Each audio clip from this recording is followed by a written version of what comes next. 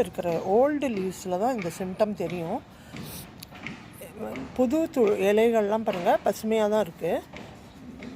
புது இலைகள் பசுமையாக இருக்குது. ஆனால் ஓல்டு லீவ்ஸ் வந்து மெச்சூர் லீவ்ஸ் வந்து இந்த மாதிரி எல்லோயிங் ஆகுது. ஸோ இதுக்கு ரெண்டு காரணம். ஒன்று மெக்னீஷியம் டெஃபிஷியன்சி, இன்னொன்று சல்ஃபர் டெஃபிஷியன்சி. சல்ஃபர் கம்மியாக இருந்ததுன்னா என்ன ஆகுனா செல் டிவிஷனே நடக்காது. அப்போ உங்களுக்கு புது துளிரே வராது, புது இலைகள் வராது, புது பிரான்ச்சஸ் வராது. செடி அப்படியே நிற்கும். மெக்னீஷியம் குறைபாடு இருந்தால் இந்த மாதிரி மஞ்சள் இலைகள் எல்லாமே காஞ்சு போய் கொட்டி போயிடும். இப்போ இதுக்கு ட்ரீட்மெண்ட் ஒரு ஸ்பூன் இந்த சால்ட்டை நம்ம கொடுத்தா போதும். இதை ஃபோலியர் ஸ்ப்ரேயாகவும் அடிக்கலாம். ஃபோலியர் ஸ்ப்ரேயாக அடித்தா என்ன ஆகும்னா உங்களுக்கு இலைகளில் எல்லா இடத்துலையும் படணும். அப்படி படலைன்னா வேஸ்ட்டாக தான் போகும். ஸோ இலைகள்லேயும் தெளித்து நீங்கள் பாருங்கள், எல்லா இலைகள்லேயும் இப்படி தெளித்து இந்த இலைகளில் இருக்கிற போர்ஸ் மூலமாக உங்களுக்கு அது உறிஞ்சப்பட்டு புதுசாக வர இலைகள் இந்த மாதிரி பசுமையாக வரத்துக்கு உதவும்.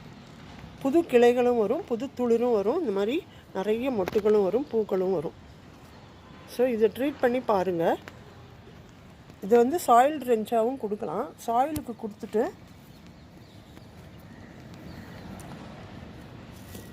ஒரு ஸ்பூன் கொடுங்க. அப்படி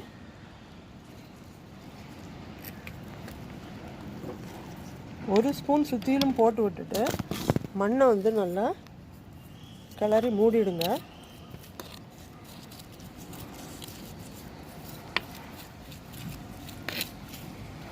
அளவாக கொஞ்சம் தண்ணியும் ஊற்றிடுங்க.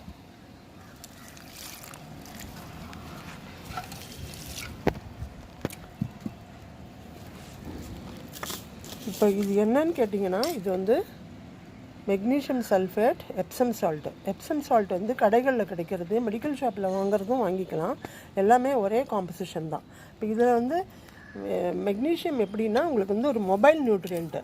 இந்த பழைய இலைகளில் கிடைக்கிற மெக்னீஷியம் எல்லாமே இப்படியே ட்ரிஃப்ட் ஆகி இப்படியே நகர்ந்து போய் இந்த புது இலைகளுக்கு போயிடும். அதனால தான் இதை ஒரு மொபைல் நியூட்ரியன்ட்னு சொல்கிறோம்.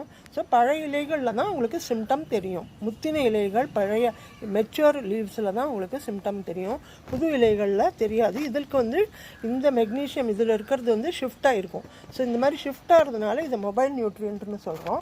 இதை அதிகமாக அடிக்கடி போட்டிங்கன்னா செடிகளுக்கு இம்பேலன்ஸ் வரும். நியூட்ரியன்ட் இம்பேலன்ஸ் வந்ததுன்னா மற்ற செடிகளோட வளர்ச்சி பாதிக்கப்படும். அதனால அடிக்கடி கொடுக்கக்கூடாது, தேவையான மட்டும் கொடுக்கணும். ஸோ இது